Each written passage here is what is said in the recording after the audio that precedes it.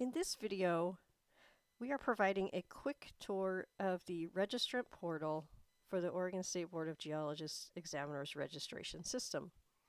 When you first log in, you will land on the home page, which has some basic information including your name, your key contact information, and information about any current registrations that you hold with the board and the status of those registrations, as well as any outstanding invoices you may have. If you look on the left-hand side, you will see lots of options. Under personal information, you would go here at any time that is needed to update information such as mailing addresses and phone numbers and such. And then if you have changes, be sure to save. Same is true under the Employment Information tab.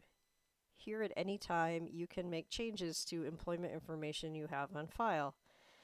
Please note that you are required to always have a current employer on file unless you happen to be retired or currently unemployed. Please check this information periodically to make sure that it is correct.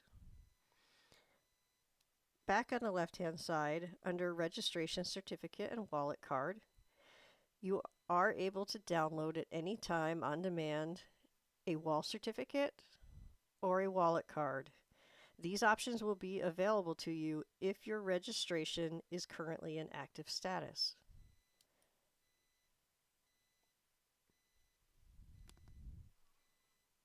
Here is a quick example showing a wallet card that you can then adjust and print as you would like. Same is true for the certificate.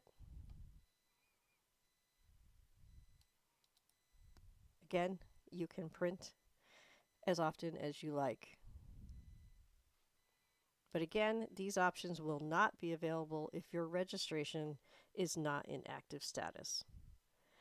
In other registrations, this is a place where you can include information on geologist registrations you may hold in other jurisdictions.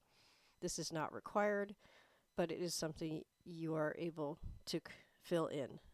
In the next section, you will see various options. Document upload would be a place that would store any documents you have uploaded over time into the system, such as during renewal or any other process done through the system.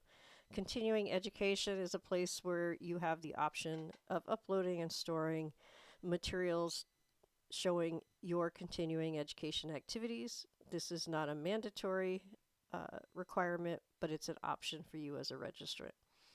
Registration renewal is where you would go to check on whether you have a renewal due. In this case, you will see that the registrant has an active registration and an expiry date that is in 2026. This means there is not a renewal that can be processed at this time. If there were a renewal available, you would see another option here to start the renewal. Back on the menu, there are a couple other options here. If you need to change your name, your legal name, you can use the name change request here to get the documentation to the board.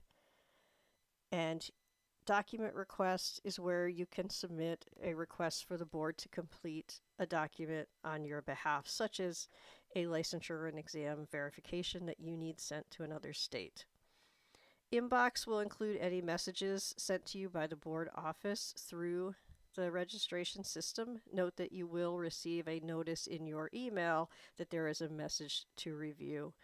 Invoices and receipts will have copies of all payment information for anything you've processed through the system, including renewals.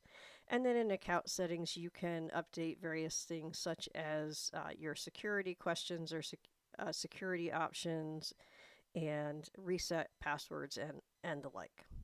That concludes our quick tour of the Registrant portal.